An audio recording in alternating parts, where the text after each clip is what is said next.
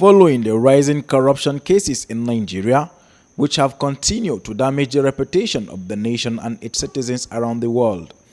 Many Nigerians, especially public office holders, normalize the looting of public funds, as many have been arrested and prosecuted by both the country anti-graft agencies and the court of law, on the rise of youth engagement in fraudulent and illicit trading, with the hope of looting public funds as leaders of tomorrow. A non-governmental organization, Mubarak Leadership Series, moved to eradicate the menace of rising cases of corruption and its practices in the country. However, the organization partnered with the Nigerian anti-graft agencies, both the Independent Corrupt Practices Commission and the Economic and Financial Crime Commission, in collaboration with Kaduna Polytechnic and other relevant authorities, to organize a public dialogue for student leaders and enlighten them on the dangers of engaging in corrupt practices as leaders of tomorrow. In an interview with the head coach of Mubarak Leadership Series during the public dialogue, he called on Nigerians to embrace good character for a better nation, as he noted that number of youth waiting to loot public fund is higher than the total number of people in public service. Why? Because when you look at antecedents, there is barely where you go and you find student leaders that corruption is not synonymous to student leaders. There are places when you go and they tell the office holder that it is student leaders, they will feel like, oh, these persons are just here to make unmerited wealth, to milk out treasury from either my ministry or a particular agency and leave.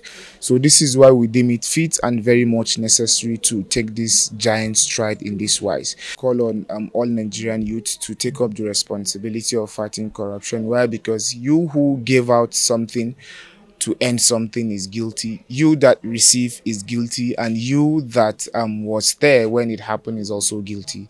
So for those who are giving, to cease giving; for those who are receiving, to cease receiving; and for those who are there while all this corruption are happening, it is good we blow the whistle that this is what is happening, and to a minimal level we can collectively see how we can actually fight this menace eating us to our bone marrow. While Ismail Anchau of Kaduna Polytechnic Anti-Corruption and Transparency Unit and Malam Farouk Musa, the Dean Student Affairs, also lamented that Nigerian youth constitute about 70% of the population, which is very huge. So this would have been a potential, would have been an asset for Nigeria to develop.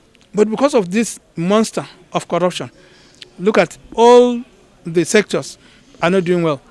The agri sector, there's corruption there. Manufacturing sector, virtually everywhere, corruption is there. So it is actually thwarting the development of Nigeria. Because by the time the leadership at different levels, siphon money, loot money, then there's no money left for government to carry out developmental projects. So at the end, there will not be good roads. There will not be public schools, functional public schools. That's why we are having this high rate of insecurity, all over banditry, armed robbery, terrorism. All these are product of corruption. So Nigerians should try to be corruptless. They should try to disabuse their mind from being corrupt. The problem of Nigerian is not only the leaders, but even the followers have participated in the acts of the problem we are as far as this country is concerned. What I would want to tell Nigerians, or what I want to tell the youth, is that the change starts from the youth. The change starts from us. The change starts from you and me. If today we can be able to remove corruption, at least we should reduce corruption to a minimal level, Nigeria will be great again.